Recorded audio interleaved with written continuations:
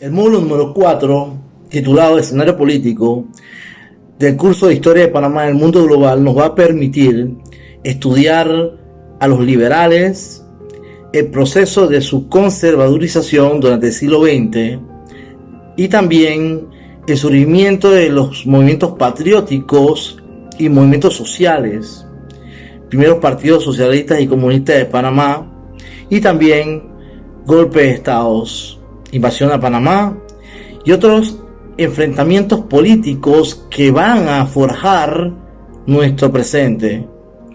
A continuación, y para su consideración, el módulo número 4.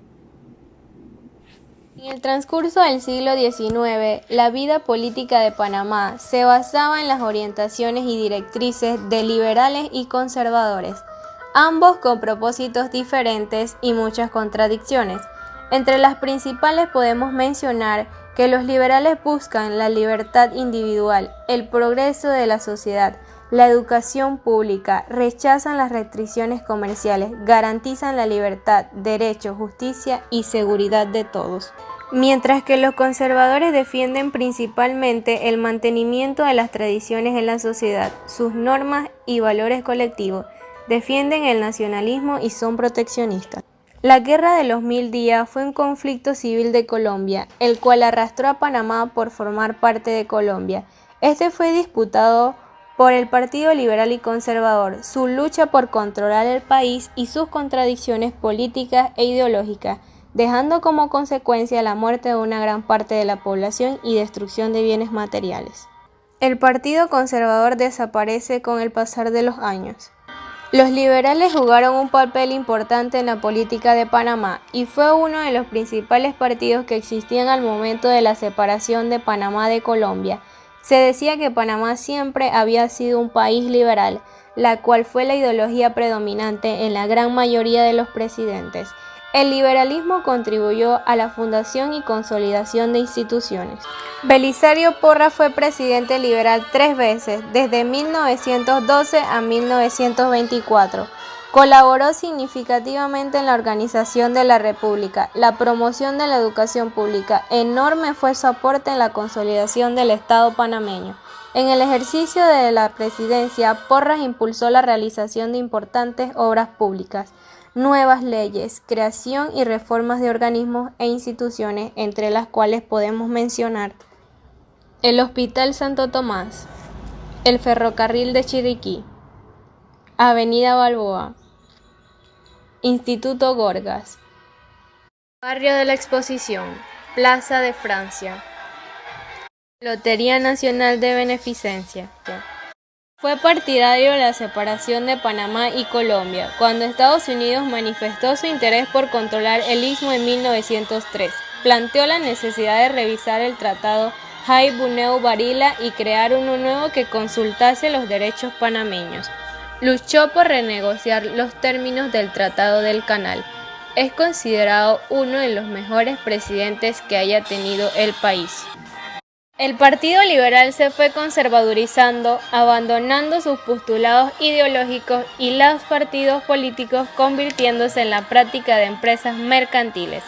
La fuerza idealista que caracterizaron la política panameña se fueron decayendo poco a poco hasta su casi completa desaparición, siendo reemplazados por el personalismo y el clientelismo. El papel de las organizaciones patrióticas. En el transcurso del siglo XX se constituyeron varios círculos y organizaciones tanto cívicas como políticas de orientación nacionalista y patriótica.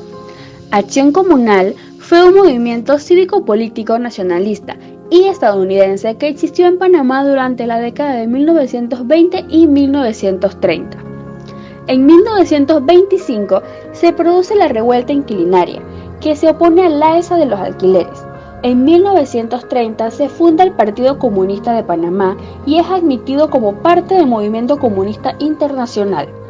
En la década de 1940 irrumpe el Frente Nacional de la Juventud, preámbulo del Frente Patriótico, que se constituye en un movimiento político con gran empuje. El Frente Patriótico defendía de manera inflexible la soberanía y luchaba contra la corrupción. La década de 1950. La crisis política, que comenzó en 1948, finalizó con las elecciones de 1952, cuando es elegido José Ramón Cantera.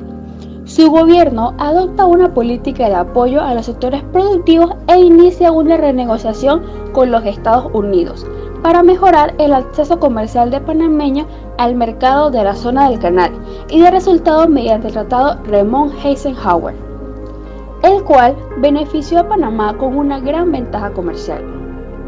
Cuando el presidente Ramón fue asesinado el 2 de enero de 1955, lo sustituye Ricardo Arias, quien termina su periodo en 1956 por las elecciones.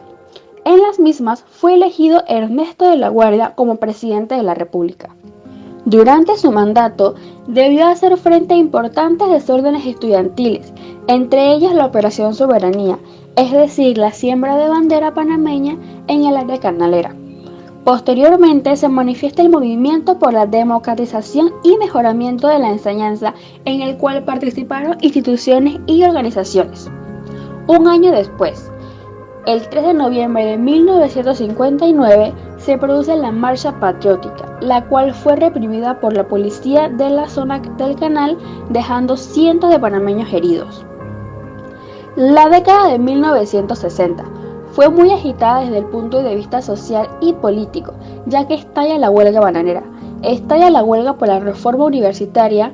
Ocurrieron los sucesos del 9 de enero de 1964, que marca un punto de inflexión en el proceso de lucha por la soberanía y provoca la ruptura de las relaciones con los Estados Unidos. Como hemos visto hasta este punto, en la historia de Panamá se da un periodo de movimientos y huelgas obreras que rebasan las dos ciudades principales del país, Panamá y Colón.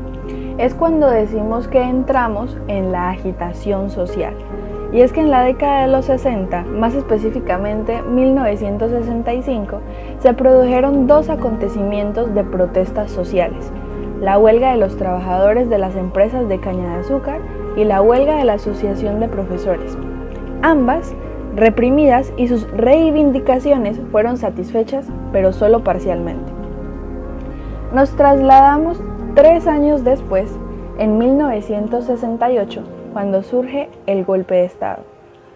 El golpe de Estado del 11 de octubre de 1968 fue un hecho acaecido en la noche del viernes, cuando los mandos medios de la Guardia Nacional de Panamá, encabezados por el mayor Boris Martínez, el teniente coronel José Humberto Ramos, Rubén Darío Paredes y otros militares, dirigieron un golpe de Estado militar, derrocando al presidente electo y constitucional Arnulfo Arias Madrid, quien tenía 11 días de haber tomado posesión del cargo.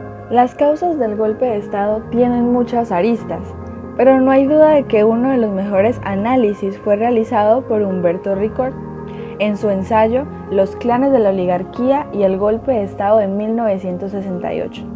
Ricord considera que las causas de este proceder fueron la corrupción, la irresponsabilidad y la incapacidad de la clase dominante de ese periodo para cumplir las tareas que históricamente le correspondían, en función del crecimiento, desarrollo y consolidación del Estado Nacional panameño. ¿Cuáles fueron las consecuencias de este golpe de Estado? Bueno, el gobierno acomete una serie de reformas como la modernización de la legislación laboral, la ampliación de la cobertura de la educación y salud pública y el control de precios de alimentos y medicinas. También intervienen en la vida económica a través de proyectos de infraestructura como la construcción de hidroeléctricas, la ampliación de la red telefónica y otros proyectos en la esfera productiva. Pero no hay duda de que la tarea más importante que asume el gobierno militar es la de oficializar la lucha por la soberanía y el inicio del proceso de negociaciones.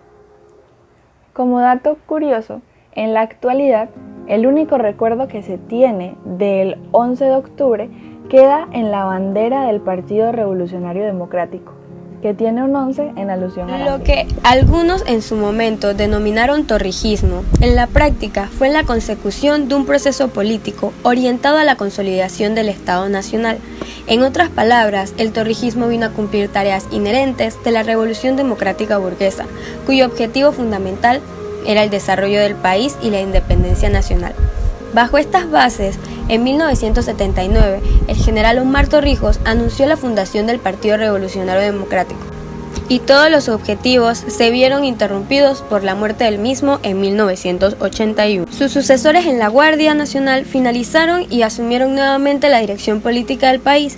Para 1983, el general Rubén Darío Paredes abandonó la dirección de la Guardia Nacional y el nuevo comandante, Manuel Antonio Noriega, empezó a introducir una serie de cambios institucionales dentro de la Guardia Nacional para transformarla en una fuerza de defensa con el objetivo de convertirla en un ejército.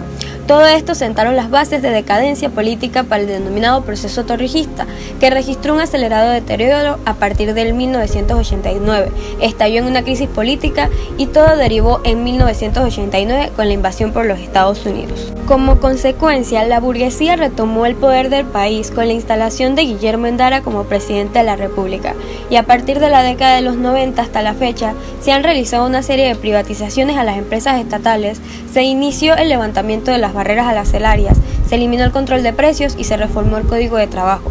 Se ejecutaron las primeras reformas al sistema de seguridad social y todas estas se profundizaron en el 2005 con la reestructuración de la Caja de Seguro Social, que eliminó el sistema Solidaridad y lo reemplazó por el sistema de cuentas individuales. El 31 de diciembre de 1999 se logró el hecho histórico por el que los panameños llevaban años de luchas. Se revirtió el canal a manos panameñas y con este la soberanía e independencia formal como Estado, al desaparecer el colonialismo estadounidense vigente desde el 1903. Desde el punto de vista económico, la reversión del canal potenció la economía panameña. Lo podemos apreciar a partir del 2002, ya que entró en un ciclo expansivo que continúa hoy en día.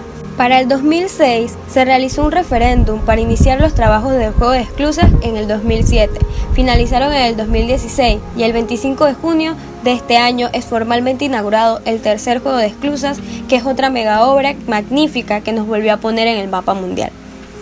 Las presiones extranjeras no se han hecho de esperar, ya que desde hace varios años Panamá sufre presiones de la OCDE por la conducta no cooperativa frente al combate contra el blanqueo de capitales, ya que Panamá se ha visto envuelto en un sinnúmero de escándalos como los Panama Papers, el caso del grupo Wiza o sin duda el más conocido, el de la empresa Odebrecht. Está claro que estas presiones deterioran la capacidad de gobernabilidad del gobierno de Panamá. Lo cierto es que con todo esto la independencia de Panamá se ve muy lesionada hasta la fecha. Como hemos podido observar en este video, nuestro país no ha tenido un camino fácil y su historia nos demuestra que el proceso de consolidación del Estado Nacional panameño ha sido muy largo, contradictorio y accidentado. Se necesitaron 82 años para separarnos de Colombia y 96 años para librarnos del colonialismo estadounidense. Con la reversión del canal desde 1999, Panamá ha tenido el deber de cumplir una serie de tareas, las cuales son parte importante y necesaria de la revolución democrática liberal, entre las cuales están el desarrollo económico equilibrado e incluyente, la consolidación institucional de la democracia y, la que deberíamos considerar más importante, la efectiva neutralidad del Istmo de Panamá. Pero los diferentes gobiernos hasta la fecha no han cumplido con estos objetivos, pues no han estado perfectamente alineados con sus objetivos de clase. Es necesario recordar los planteamientos de Mariano Arosemena hace ya 200 años, cuando planteaba que Panamá era una república hanseática, bajo la protección de las grandes potencias de la época, ya que en el fondo Arosemena planteaba la efectiva neutralidad del Istmo, una de las tareas más urgentes de este país hasta la fecha. Como hemos podido ver, es una realidad que nuestro país no ha tenido un camino fácil. Y a pesar de la subordinación política de la clase dominante panameña y otras diversas razones, por carácter histórico, consideramos que el camino hacia el Estado Nacional independiente y soberano es una senda inevitable y al final la independencia efectiva del país se impondrá.